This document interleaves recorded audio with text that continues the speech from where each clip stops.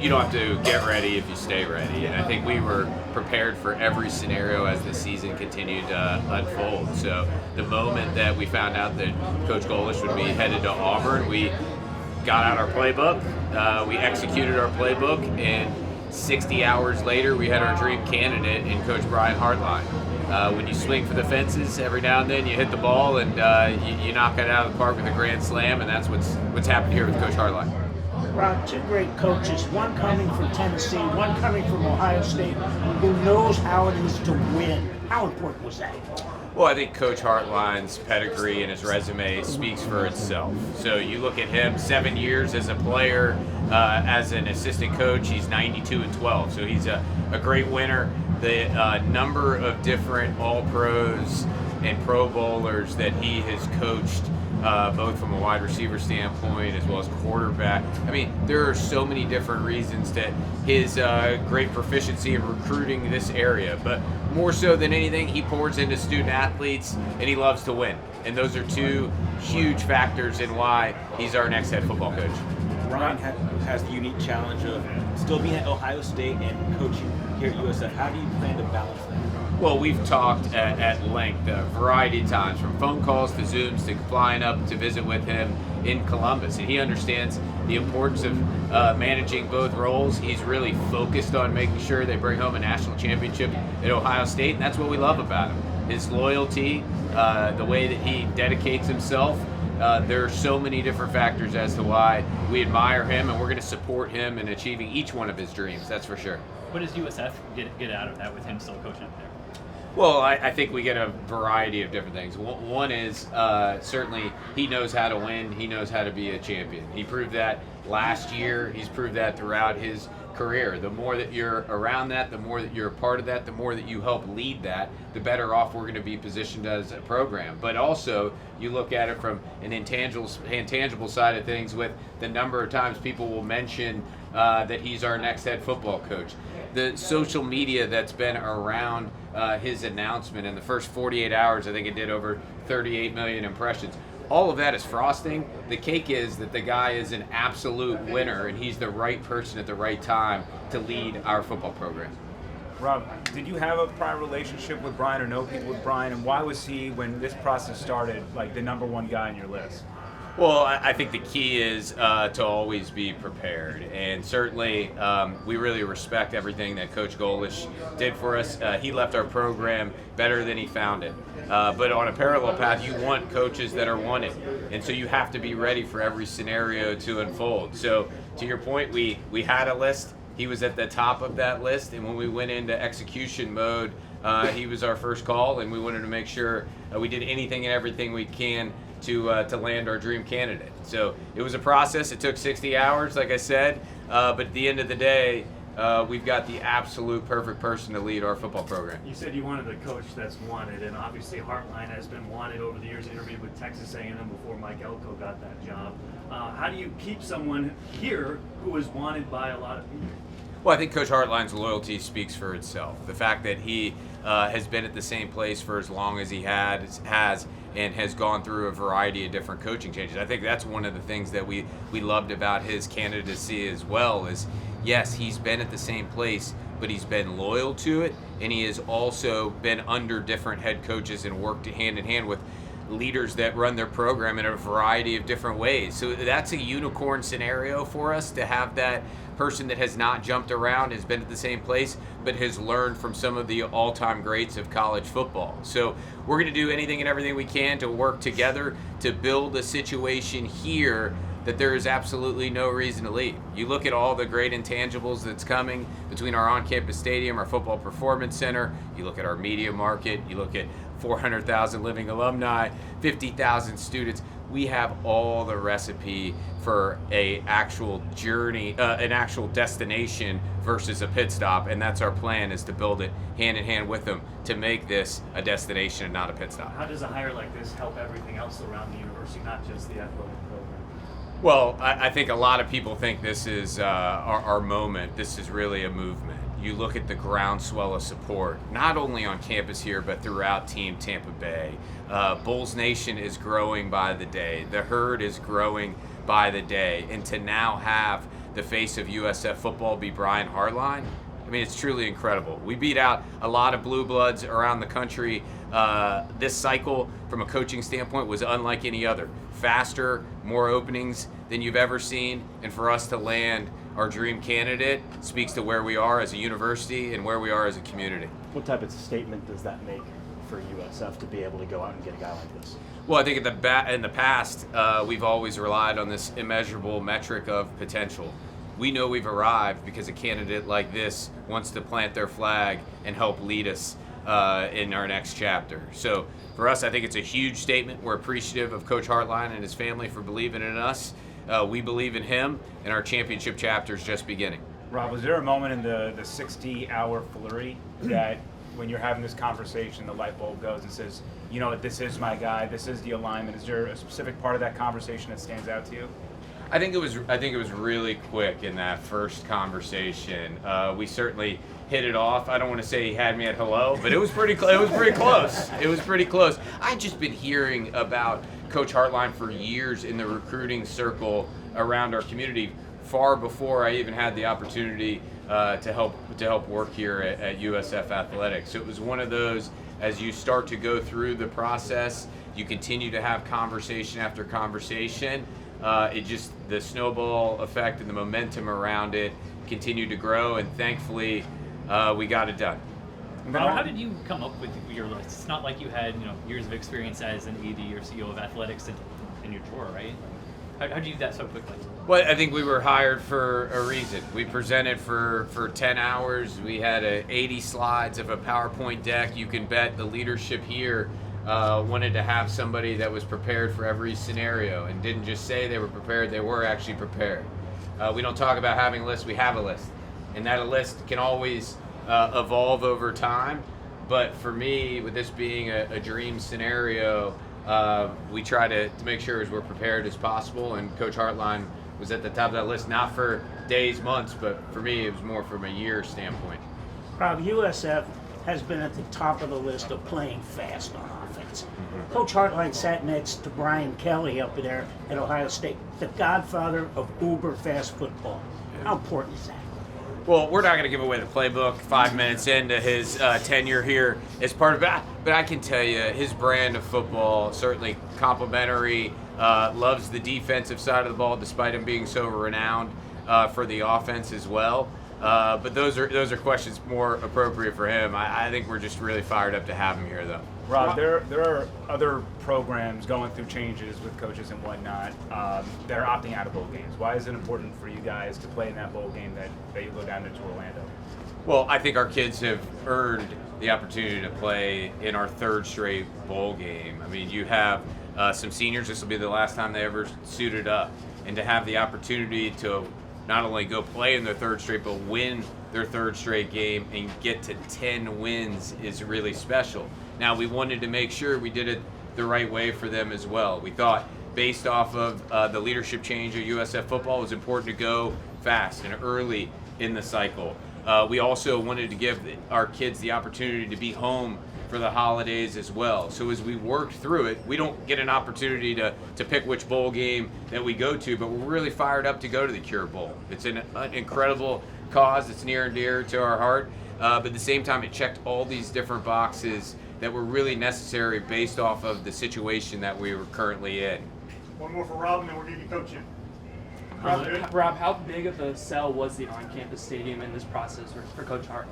I think that would be more of a question for him, but I can tell you as the sun rose today and he and I were in his office, for him to have the opportunity to lay his eyes on our new on-campus stadium as well as the Football Performance Center, he walked the indoor practice facility for the first time. You could just see the excitement around everything that he sees within USF Athletics and the vision that we mutually have for it. So I just could not be more grateful and fired up to the Hartline family for choosing us, and you can bet we're going to do everything we can to support his success here in our championship chapter of USF football. Thank you. Indoor, looking around. What were the sights and sounds this morning as you looked around this place for the first time? Good looking football team, in my opinion. Going out there and watching walk through and see them, watch them operate a little bit. That's what it's all about. I love everything that comes with football, but I love ball. And to go out there and see the team operating where they're at and the way they looked, they're a good-looking football team. Coach, what got you on USF's radar? What made you want to come here? It's a good question. I think, for me, I'm born, raised, spent a lot of time in Ohio. But when I did leave the state, I felt like Florida has always been our second home. It was really, really important. If we wanted to leave, we wanted to be somewhere we visioned ourselves being. My wife and my family are a big part of that. So that being said, when you're kind of looking for programs in the state of Florida, I always had USF as very top of the list. I mean, don't need to go through all of the reasons why, but I mean, the trajectory that we are on, the vision with Rob, the known good players that I've played with, I have a lot of respect for where we currently are and where we want to go. And I think that that was a huge part for me and my family. And yeah, frankly, I'm really, really excited. Why now to make this leap as from offensive coordinator to head coach? Yeah, there's a lot of opportunities, places. It has to feel right. There's not really a hard, tangible way to always be able to give you an answer, but it has to feel right. So when you go through these conversations, you see the picture, you know the recruiting footprint, you know the new college dynamic, the atmosphere of college football, and being in the portal, maybe wanting to come home. All of these things play a factor. And to me, Rob was the last final piece, and Will and the group they have here, that we have here at USF, really changed the bar. I think that the people are second to none, and I think that the time is now for USF football. What did you learn in your first year as a play caller that's going to help you in this transition? Well, I learned a lot, but I mean, I think that, I've learned a lot from all these coaches I got to be around. I think from playing with Jim Tressel, seeing how he operated, obviously very different. To be there with Coach Urban Meyer and see how he operated, completely different than how Coach Day has operated. I think the experience of calling plays is important, but the day-to-day in and out of seeing these guys operate, how to deal with staff, how to set a schedule, how to communicate with recruits is way more important than maybe the true, of calling plays. I'm not minimizing that. I'm just also making sure people understand that to spend day in and day out with those elite men is ultimately why I feel like I'm very confident on doing an elite job here. What's the first thing you want to do to kind of leave your stamp on this program? First thing I want to do is just make sure we stabilize. I'm not worried about leaving a stamp. I think for me, it's all about the players. I want to do right by them. I'm fairly removed from being a player, but I just remember that experience and the understanding. I'm chasing a one-in-a-lifetime opportunity dream for my life, and these guys are living it right now. We owe everything to the players to make sure we're doing right by them, and that we are putting them in the position to ultimately chase the best version of themselves. If we can get a bunch of guys on the team being the best versions of themselves, USF football is going to be all right. So that's really where it starts and stops. The end result, we'll take a look at it once that happens. How tough was it to leave a place like Ohio State, also your alma mater, and then what do you want to bring from there and your experiences here? I would say I didn't take the decision lightly, but it was also very exciting. So not to minimize the new era here at USF, but it's always difficult to leave home. And really, my wife is from Columbus. My in-laws are there. Her parents are there. It's important. I have 3 kids, 8, 6, and 3, and so they're leaving their grandparents. We had to be at the right spot, adamantly, for us to leave, and that was frankly a choice well worth making at that point. What process will you follow in terms of learning this roster and trying to retain the players that you like to keep around? Yeah, you can't get in front of the guys enough. I love Zoom and everything. But that's great. We have 5 days to make sure we do a good job getting in front of them, connecting with them. I've done some texts and I've done some phone calls, but I love being in person. I think that you can look in someone's eyes, you can kind of tell if they're full of it or not, and ultimately that's where the connection comes from. So want to do that. It's definitely number one at this point once we get through some of these, but to get in front of the players, get connected with the players, and let them see the vision that I have. I asked Mark Richt when he was at Miami, if the NCAA said you could only recruit 200 miles from campus, his answer was, I'll take 100.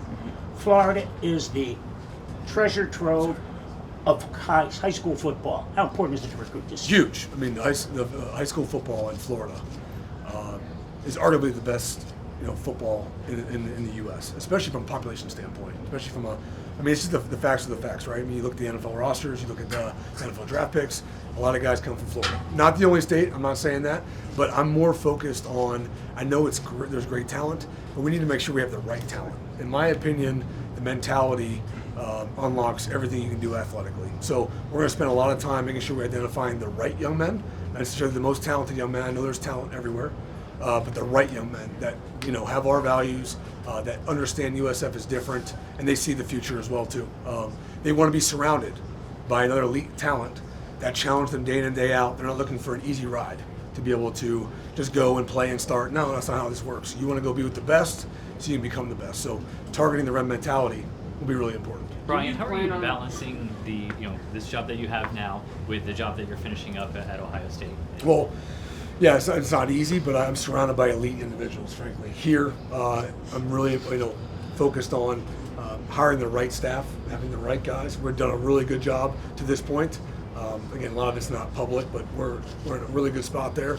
And back at Ohio State, the staff there is exceptional. And so to have both of those is really good.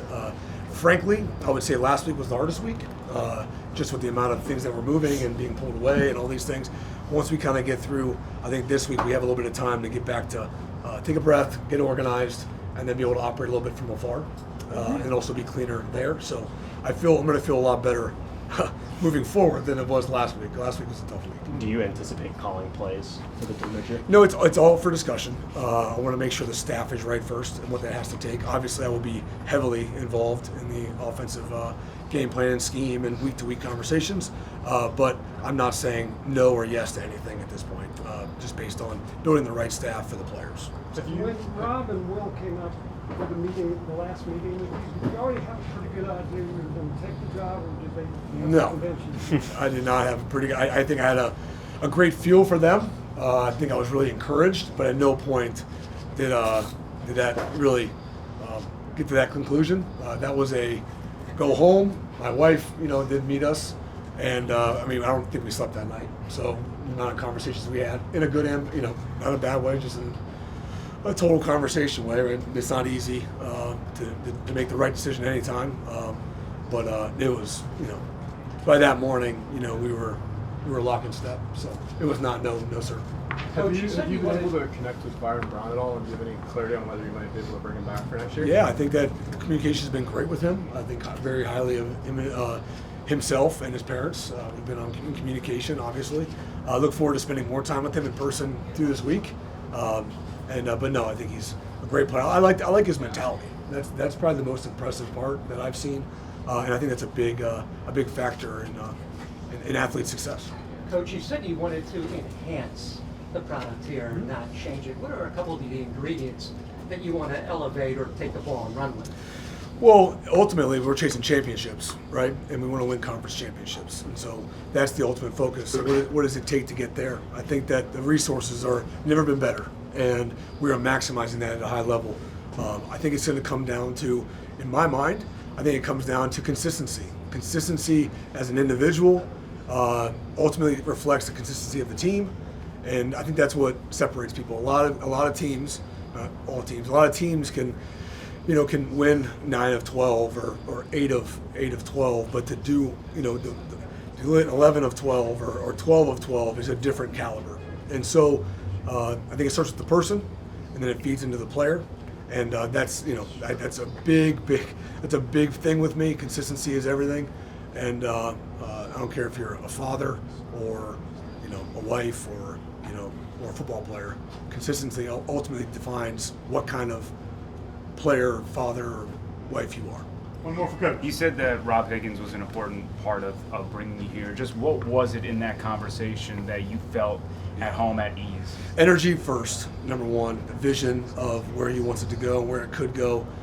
Very adamant about, very speculatory where this could go, but really focused. We are both very focused on the conference first. We love our conference. We want to do a great job of winning our conference consistently, and that's the ultimate goal. I think the alignment of himself and the other supporters was really good. I think there's kind of that gut feel, right? When you sit and talk to somebody and you have to ultimately make a choice on when they're saying things and what they're saying. It felt right with Rob. Okay, thank you all. Welcome. Thanks, guys. Thanks, guys. Television. Appreciate it.